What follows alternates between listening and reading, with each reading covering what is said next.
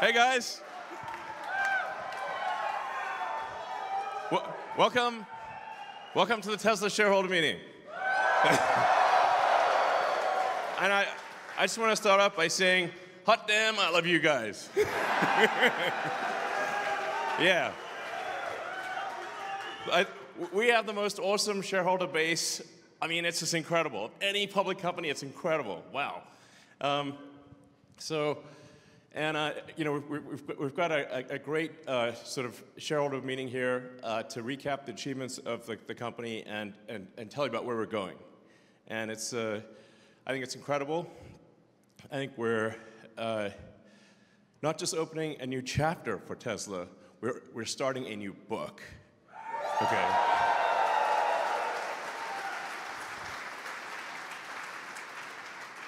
So those of you who have been following Tesla closely understand, like you get it, you know?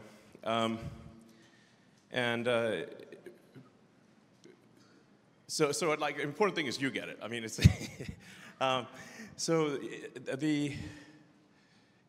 where things are going, I think is just gonna be absolutely mind-blowing. We're obviously making great progress in solving the sustainable energy problem, with electric vehicles, with stationary storage, with solar, and then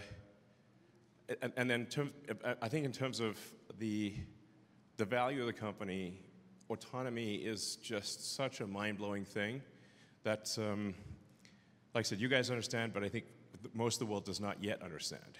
So, in talking to a lot of the sort of the big institutional investors, when they're often in like New York and they don't drive cars, so I'll be like, have you driven our car? Or have you tried self-driving? The version 12.3, and they're like, oh no, okay. Well, you should try it. That would be a good thing to do. And if you just plot the points on the curve of how well autonomy is progressing, and just believe the curve, it's headed towards unsupervised full self-driving very quickly at an exponential pace. If you just, yeah, I mean, yeah, so.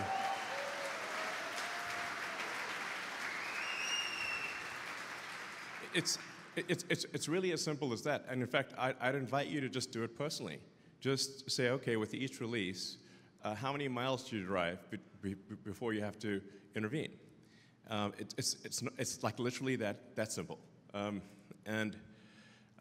With each release, you'll see there's a big improvement, and it looks like an exponential. So, and it's very clear that will actually go to the point where it is actually far safer than a person driving the car. And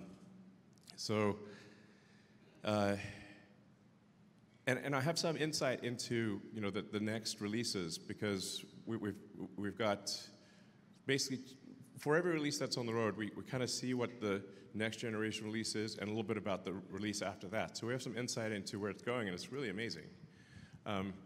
No question whatsoever that will far exceed human safety. Yeah, no question. So,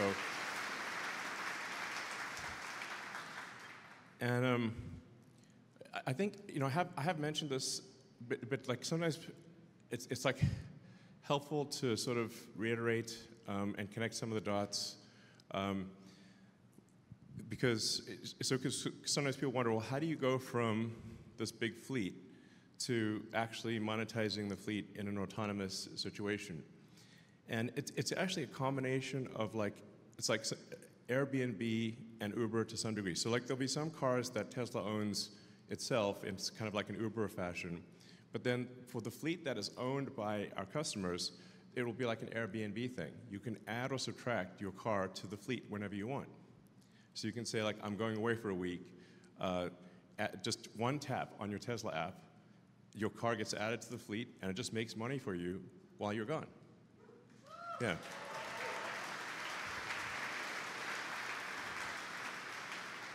So you can say you can add it to the fleet for a few hours, for a few days, for a few weeks. Whenever you want it back, you can say come back, and car will come right back. And I'm highly confident that it will far exceed the value, like the revenue made by the owner of the car will far exceed the actual monthly payment. And then Tesla will obviously take a rev share on that, but most of the money will go to the owner of the car, and this is actually going to work. This is what will happen. So I mean, mark my words, this is simply a matter of time. Now, admittedly, I'm a little optimistic sometimes.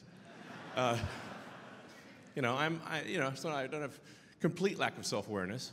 But if I wasn't optimistic, this wouldn't exist. This factory wouldn't exist, you know?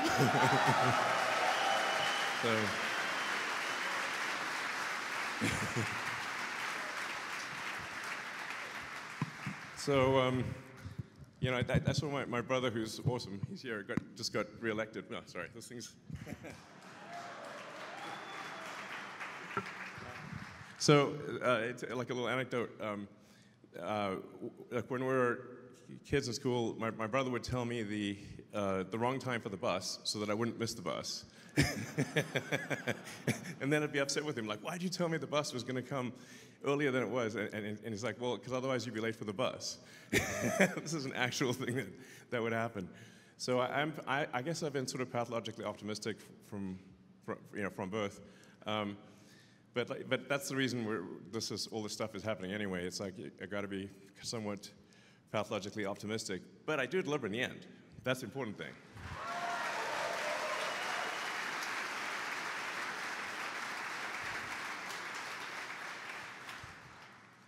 So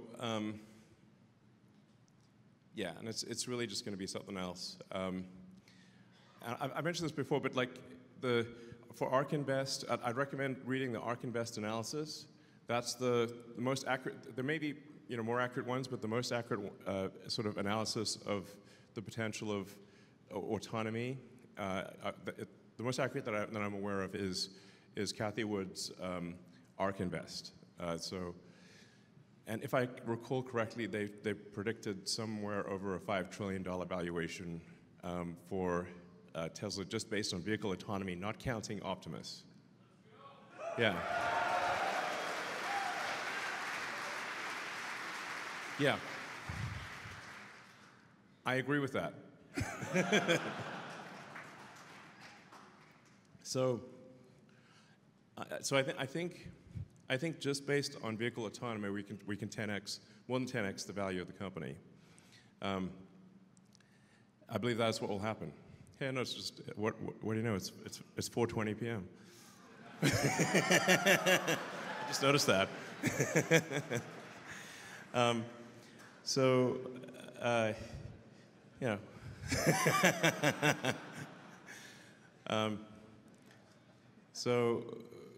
So I think that's actually, I think that's pretty accurate. But it actually gets way crazier when you think about the Optimus robot, which is really a humanoid robot that is intended to, be able to do anything you want it to do, to be, your companion. It can be at your house. It can sort of babysit your kids. It could teach them, be a teacher. It can do factory stuff. I think that the ultimate ratio of, you say, how many super useful humanoid helper droids do you want? Like, who doesn't want a C-3PO? But a C-3PO plus R2-D2 plus, plus. It would be pretty awesome. I think everyone in the world is going to want one, like literally everyone. And then there'll be obviously robots in industry, making stuff, and so I mean I think the ratio of humanoid robots to humans will probably be at least 2 to 1, something like that. 1 to 1 for sure. So which means like somewhere on the order of 10 billion humanoid robots, maybe 20 or 30, and so then it's like, okay, well, let's say. You kind of make, let's say the build rate is, I think the build rate will be probably something ultimately like $1 billion a year. humanoid robots, like actually. And if Tesla just has a 10% share of that, and it might be a lot more than 10%, and there's, we make like 100 million Optimus units a year. I mean, for reference, the auto industry is roughly 100 million vehicles per year. So that, sort of similar ballpark, at least within an order of magnitude. And I think we could make one for a cost of maybe, at really high scale, of about $10,000. It's smaller, it'll be less expensive than a car. So, and I think if you sell for $20,000 or something, this is at large scale volume, Tesla would basically make about $1 trillion of profit a year from that. So, yeah. If the price earnings multiple is, say, I don't know, 20 or 25, something like that, that would mean a $20 trillion market cap from Optimus alone. And probably 5 to 10 from autonomous vehicles. So, like, I think it's actually conceivable, it's within the realm of possibility for Tesla to achieve a valuation 10 times that of the most valuable company today.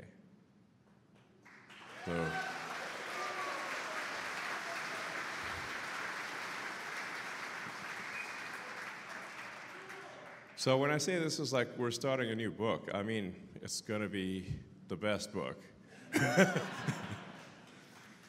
Next level, next level. No, we need to make sure these robots are nice to us, and that's very important. Yeah. So anyway, so with that, let me get into the presentation. Blah blah blah blah blah blah blah blah.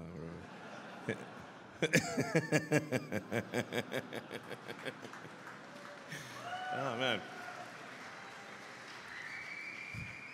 I think it might be worth us just putting a word limit on future shareholder Tesla proposals. It's like you can't have like a novel length, It's kind of like you can't have a whole novel as a Tesla proposal. So anyway, as you can see, our impact is accelerating. We're starting to make a real noticeable dent in carbon emissions. So we're really making a lot of progress towards achieving our goal of sustainability. And one of the effects of autonomy is going to be an even greater effect on carbon emissions, because I suspect that we'll go from passenger cars having about 10 hours of usage per week, about an hour and a half per day, to probably a third of the hours in the week, maybe 50, 55 hours, which means the same car will be used 5 times more often. So you need a certain amount of resources to make the car, but it'll have 5 times the usage, in my opinion. I think that's quite likely, which will be an even more dramatic impact on carbon emissions. So, we care a lot about sustainable manufacturing. Our factories are beautiful. Like, you walk around the factory, it's actually, contrary to these, like, what you read in the press, it's like a good vibe in the factory. Like, people are smiling and happy. It's like, it's nice. So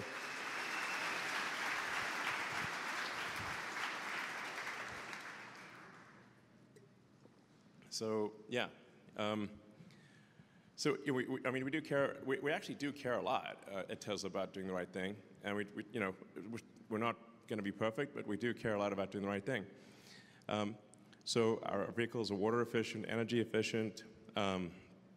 We try whenever possible to use renewables for powering the factory, and do our best to do the right thing. Our batteries are lasting a lot longer. I got too many things in my hand. Anyway, the batteries are lasting a lot longer, which is good.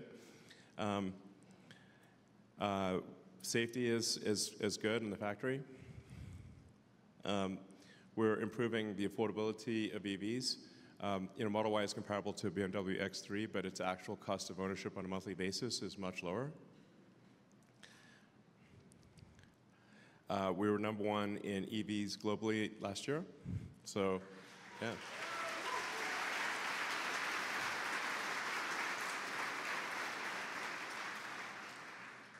So, yeah.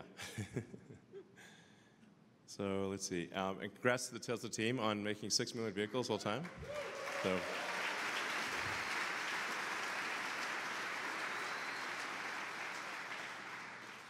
I mean, the Tesla fleet is really becoming very substantial. I mean, it's going to be 7 million vehicles by the end of this year, over 7 million vehicles. So, and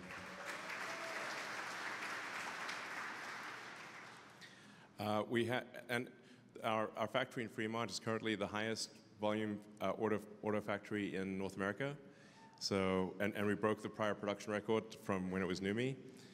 So it's actually pretty wild that we have a giant car factory in the San Francisco Bay Area. It's not exactly the cheapest place to have a car factory. It's like that in the Swiss Alps or something, you know. But we still managed to make great cars at high volume, and that's a testament to the great team we've got in Fremont. So congrats to the Fremont team.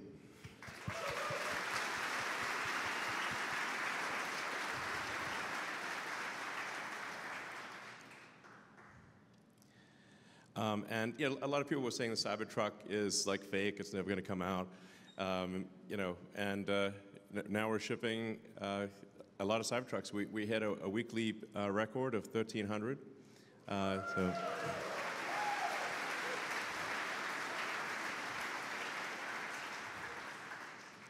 And I think that with the Cybertruck, it really is something special. Like, people sometimes have like different opinions on the Cybertruck, but if you really want to know if something is cool, if it's a great product, like show it to a kid, okay? Like no filter, okay? The kid's got like no filter, like a 5-year-old, 6-year-old, something like that, or even 3-year-old, and say, which car do you like? Cybertruck. So it's like, that's how you know. It's finally something that it just looks like the future. And it drives so well. It's comfortable. It's just a fantastic product. I think it's our best product, and it's a lot of innovation. It's got a 48 volts low voltage system.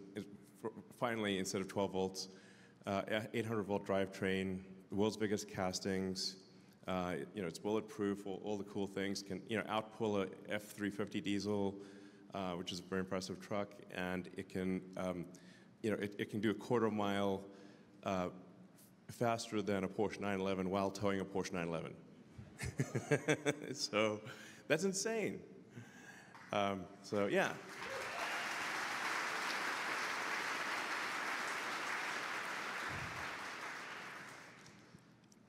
And if you think about it, like how often do companies make products that move your heart, that are really special?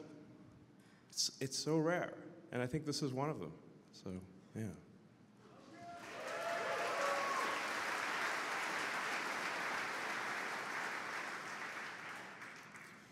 And we launched the upgraded 3, which is actually a fantastic car. I recommend trying it out.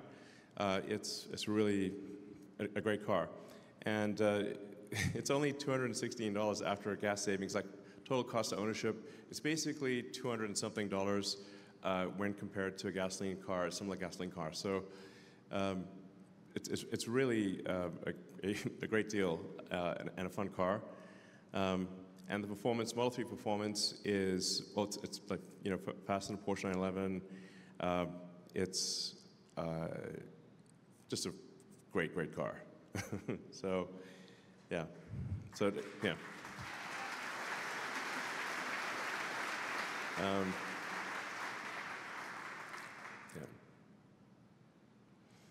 and of course, Model Y became the best-selling vehicle globally. And this is something that we predicted. You know, I think I said in like 2022, Model Y would be the biggest car in the world by dollar volume sales, and at 2023 it would be the biggest in unit volume, and it was. And again, this year it will be the best-selling car on Earth. So, yeah.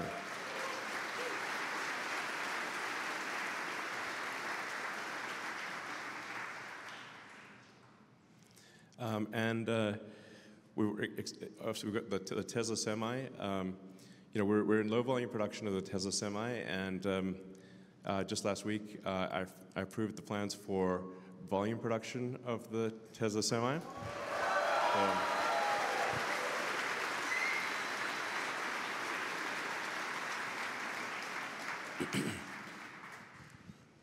So we're going to make a lot of semi-trucks.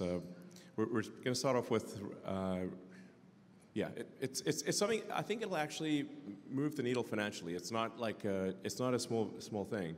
And the thing about like commercial vehicles is that companies that use them are super objective. It's not like, it's actually, I mean, obviously we're going to make it have cool style and be an awesome car, but for commercial vehicles, the companies that make the buying decisions, they just look at it and say, like, what are the numbers? Like, is this cost less to transport or cost more to transport than say, a diesel truck? And the thing is that the economics are much better than a diesel truck. It's kind of basically a no-brainer. If you're a transport company, you don't use the Tesla electric Semi, you're just losing money. Why would you do that? Do you not like money? Okay. But if you do like money, then I recommend using the Tesla Semi. And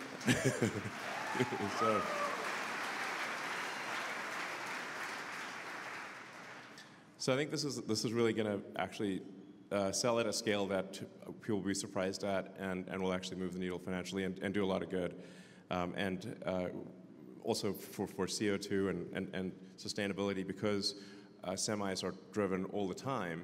Actually, even at much smaller numbers, they have a very big effect on total carbon emissions solved. So obviously we've got some new products that we're working on under the covers, and I think these are I think these are going to be pretty special.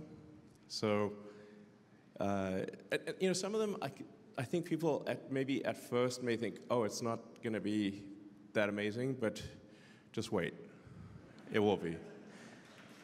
So.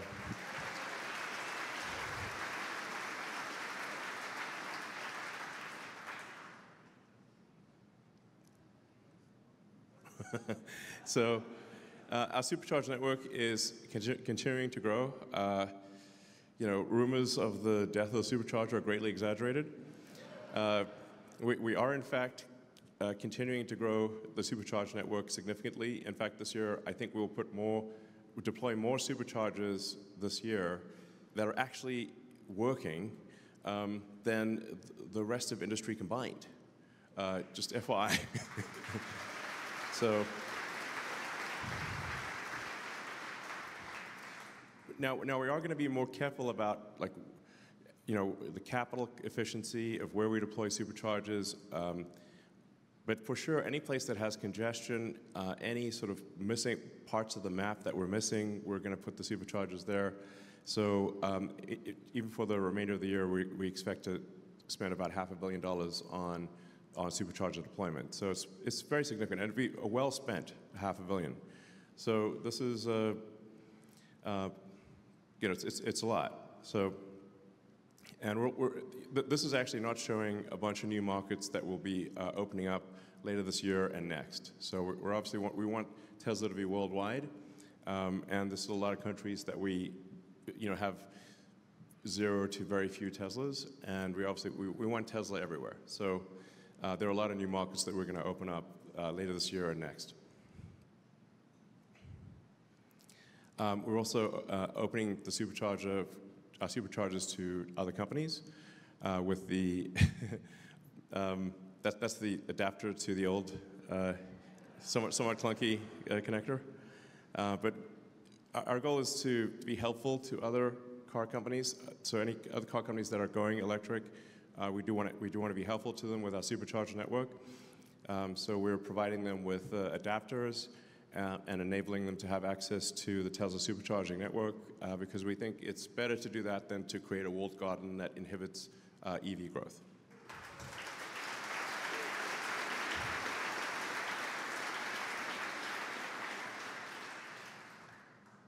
Oops, there was a bit of latency here. And we're also innovating a lot in battery production with the 4680 that's built right here. It's a hard problem, you know. Like there are entire companies that just make battery cells. That's all they do. But we're making good progress. Like all the Cybertrucks that you see use the Tesla 4680 cell. We have a clear path to the 4680 being, we think, probably the most competitive cell from a manufacturing efficiency standpoint. So it is a hard problem, I have to say. There's quite a lot of brain damage required to be good at cell manufacturing. It's like a brain damage high. But I think it does give Tesla resilience in the face of if there are changes in the, I don't know, geopolitical situation somehow. But it's good to have some independence in cell manufacturing. Yeah, and we're making steady progress, and we also have the cathode refinery, which you can see behind the main factory. So you can sort of see it in the picture there. That's the cathode refinery, and then we've got the lithium refinery in South Texas. And so we're just making sure we've kind of got the pieces of the puzzle. I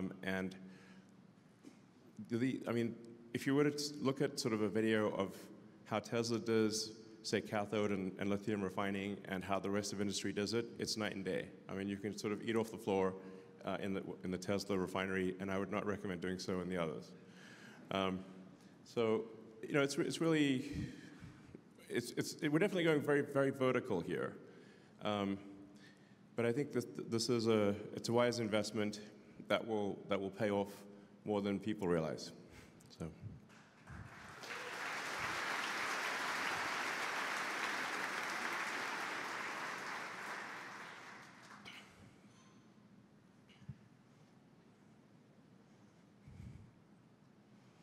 I don't think this thing's working. So this year, we're also on track to complete a massive number of energy deployments. So that is a gigantic increase in deployment capability.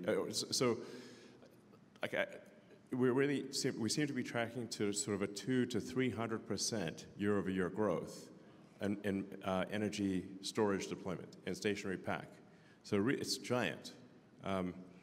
And the limiting factor really is being able to build more megapacks and build more Powerwalls. So we're ramping up production of the Powerwall 3, which is really a game changer for at the personal level. The Powerwall 3, it usually takes about 3 iterations of any given technology to really, for it to be something where it's like, okay, now we're really hitting the sweet spot. So Powerwall 3 is like an epic product. The Megapack is also, I'd call it sort of iteration 2 of the Megapack is also an epic product.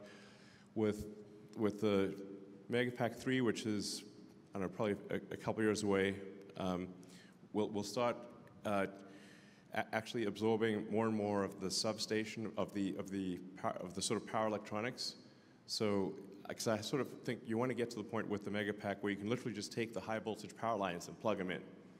There's no substation. We just plug them in. Just drop them down and drop it down and plug it in. And now it works. Which is like mind-blowing for the utility industry, by the way. Like, they're like, what?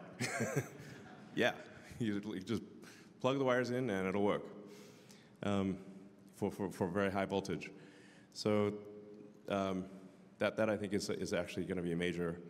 So this is anyway. So yeah, this is great. Excellent work by the energy storage team. So.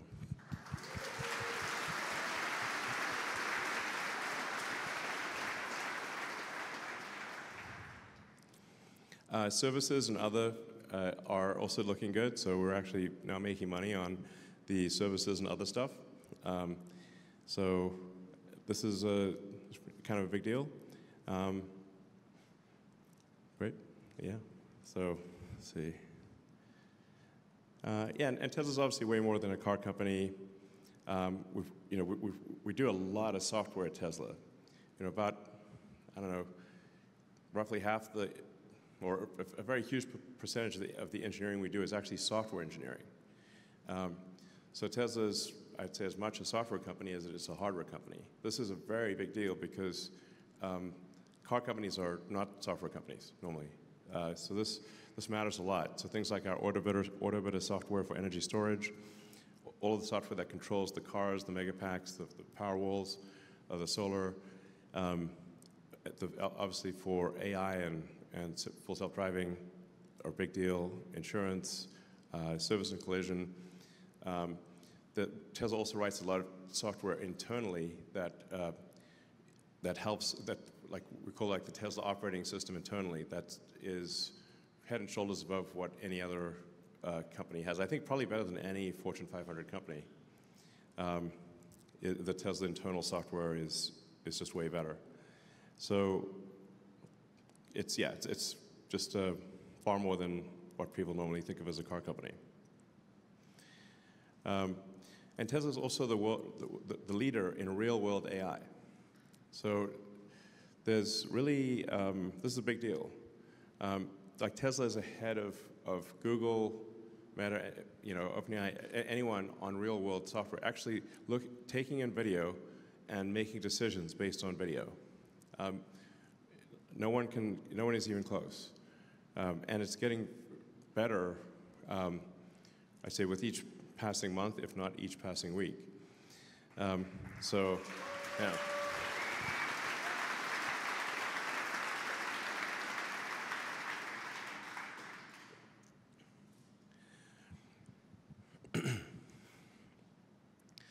And it's also worth noting that Tesla is actually pretty good at chip design. So the AI inference chip that was designed by Tesla that's in cars, we had sort of our hardware 3 AI inference cars made over the past year have the hardware 4. We've just completed design on hardware 5, which we're now calling AI 5, because it's really is. There still actually is not a chip from NVIDIA or from, and I have a lot of respect for NVIDIA, from any company that we would prefer to put in our car that is better than what we have in the car. So,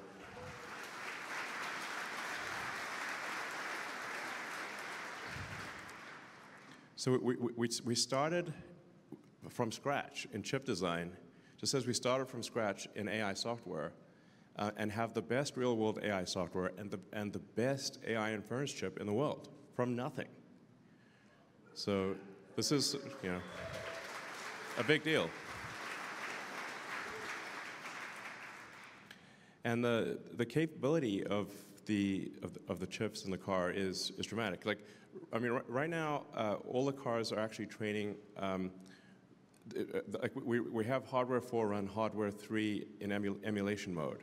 So we'll continue to make significant progress on hardware 3, but later this year we'll actually bifurcate, continue working on hardware 3, so on training on hardware 3, but then do separate training on hardware 4. That'll be the sort of training cluster that we're building at the south side of the Gigafactory, and that'll be dedicated hardware 4 video and inference, and so the hardware 4 has cameras that have about 4 or 5 times better resolution, and depending on how you count the sort of hardware 4, it's about anywhere from 3 to 8 times better than hardware 3. But everything you're seeing thus far is just hardware 3, and we still have a long way to go before we reach the limits of hardware 3. So hardware 3, I think, will do amazing things, but hardware 4, I think, will probably do about 5 times better. Then hardware 5, which comes out in about 18 months or so, is 10 times more capable than hardware 4. It's like sort of, if you know NVIDIA hardware, it's sort of a B200 class computer.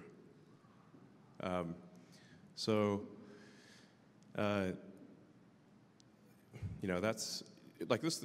So what we'll just progressively do is improve how many nines of reliability the car gets. And then, of course, that will go into Optimus as well. So the same chip will go into, hardware 4 will go into is an Optimus. Hardware 5, AI 5, which we're switching from hardware 5 to AI 5, will be an Optimus and in all cars in about 18 months.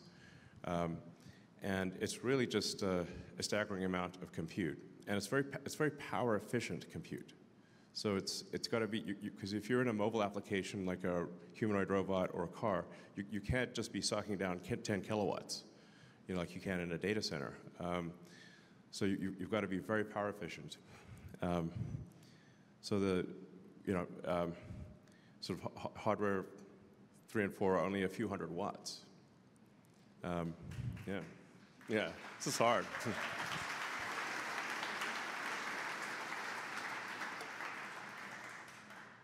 Now, hardware 5 will be able to go probably up to about 700 or 800 watts, but it'll power fluctuate contingent upon the complexity of the scene that it is in. So if it is in a parking lot stationary, it's like you don't have to think very much. Just like a person. Like if you're in a complicated traffic scenario, you've got to think a lot more than if you're just cruising along, on an empty road.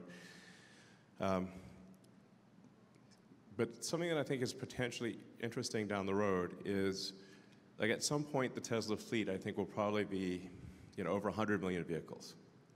And if each vehicle has a kilowatt of efficient inference compute, I think there's an sort of an Amazon Web Services, AWS type opportunity, because if you've got 100 million vehicles with a kilowatt of efficient inference compute, you've got 100 gigawatts of compute. Like 100 gigawatts of compute is a lot, and it's distributed all over the world. So when the car is not in autonomous mode, which I think probably is, doing robotaxi work maybe 50, 60 hours a week, but about 100 hours a week, it's not, it's probably stationary. So there's 100 hours of 100 gigawatts of inference compute, which I think we should use. Why not? When people looked at Amazon, which started out obviously as an online bookseller, and it's on, has grown to be like this incredible place where you can buy anything, and then Amazon Web Services, like, well, they got all these computers that only really see peak usage sometimes, but what are they going to do when it's not peak usage? And sometimes the Amazon servers are down like 10%. So that's when they said, well, let's do Amazon Web Services. And then Amazon Web Services became more valuable than the entire rest of Amazon. And I think there's some kind of opportunity there that's pretty significant for Tesla down the road. Again, that's really, nobody's really factoring that in. But I think that actually will be quite significant. We also are no longer compute constrained for training. So I check in with the team. It's like, is there anything we could do to improve the pace of progress with respect to training and inference? And currently that is not the limiting factor. In fact, the limiting factor right now is that the amount of miles between interventions is so long that it takes quite a while to figure out which version is better than the other version, because none of them are requiring any interventions.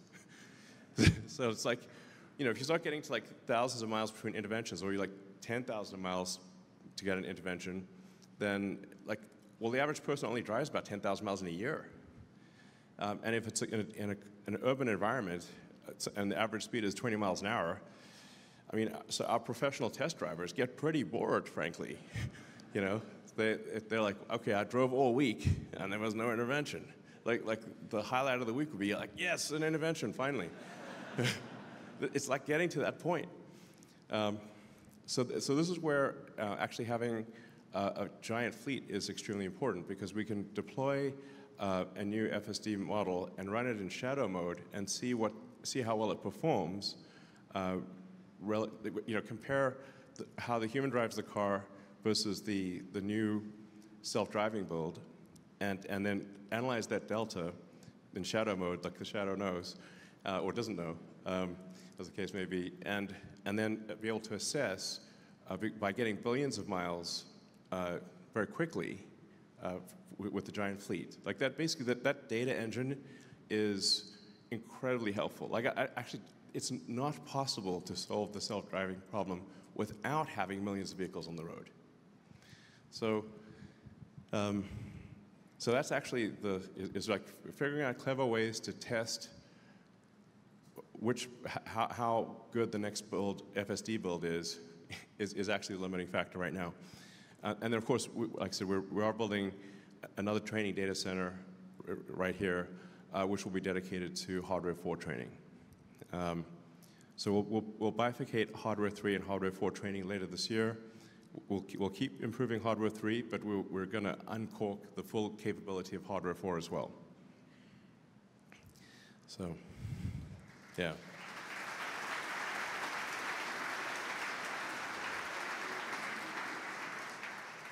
And I think most people here have tried out version 12. We did say like unsupervised full self-driving would be version 12. So we are actually just keeping the version arbitrarily at 12, and then like calling it 12.4, 12.3, 12.4, 12.5. But it's actually really like version 13, version 14. But anyway, this is an arbitrary designation. So 12.4 is actually like a whole different version than 12.3, and 12.5 is a whole different version than 12.4. So you'll see really giant improvements, I think sometimes factor of 10 improvements between successive versions.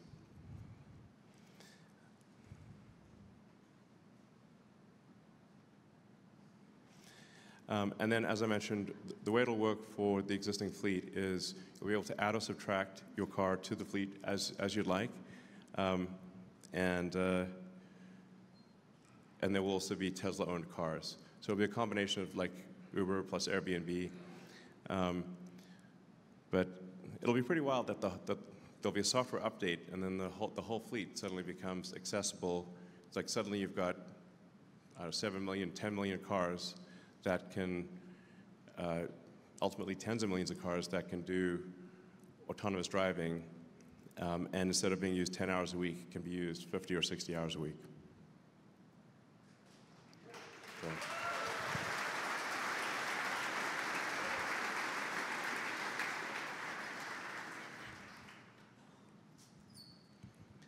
So it's pretty wild to just be in Palo Alto with a bunch of cubes, and then a humanoid robot just walks past.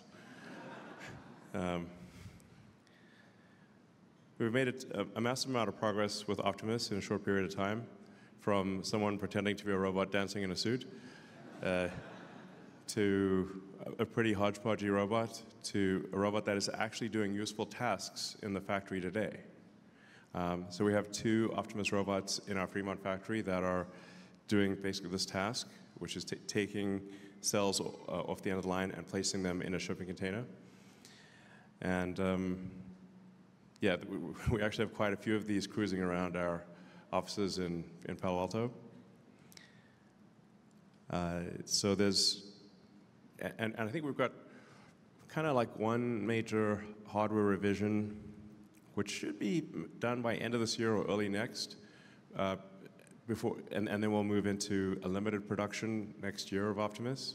limited production for use in our factories, where we'll test out the product, kind of,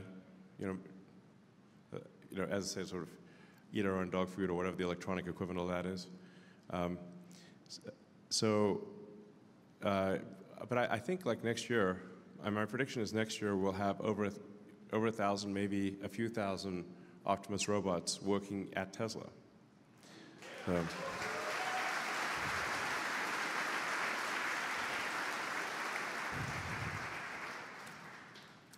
And things are going to scale up very rapidly from there. So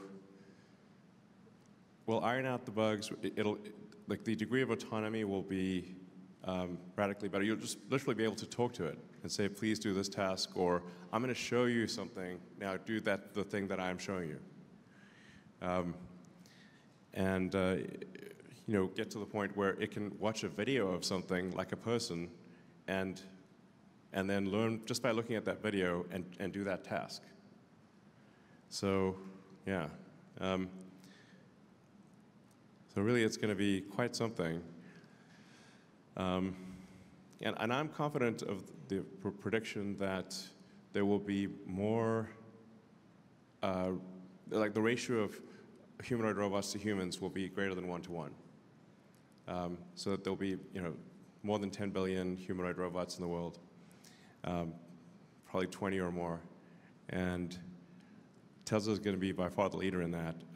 You're seeing a lot of robot startups, but I think it's actually very challenging to do Optimus as a robot startup, because what we found, to make Optimus work, we've had to design from first principles, from scratch, every part of the robot.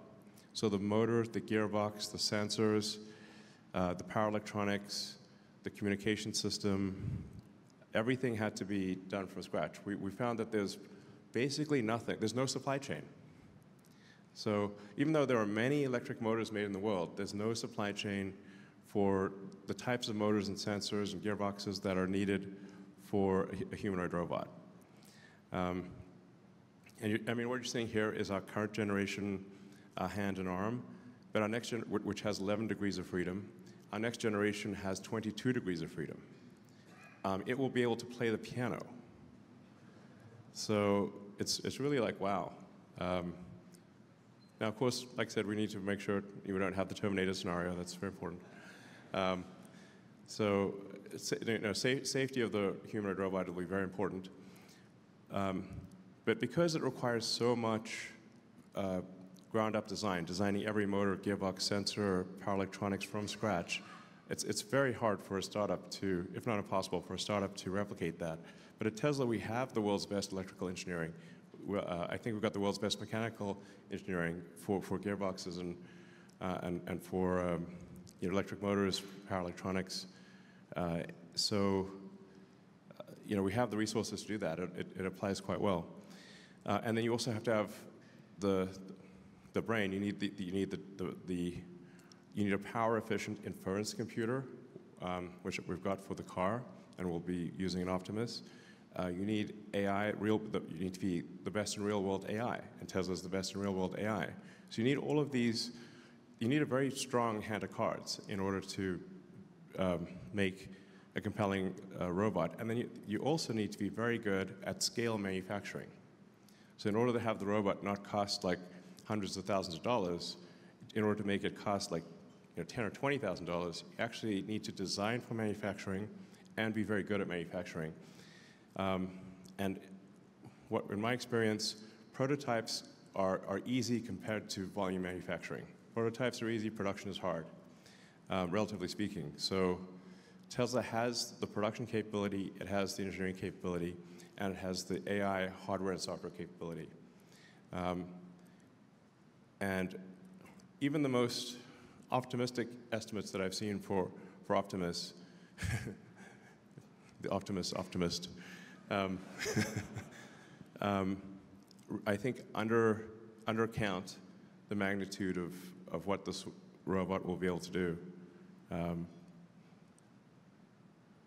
As I said at the beginning of the presentation, I agree with the ARK Invest analysis that autonomous transport is called sort of a $5 to $7 trillion market cap situation.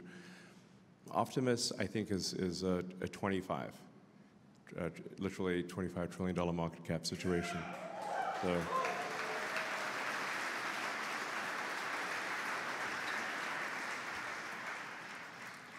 Now, I don't want to trivialize what's necessary to get there. I mean, it's an immense amount of work that is required to get there, like super difficult. But we are moving very fast down that road, and we're going to make it happen. So, thank you.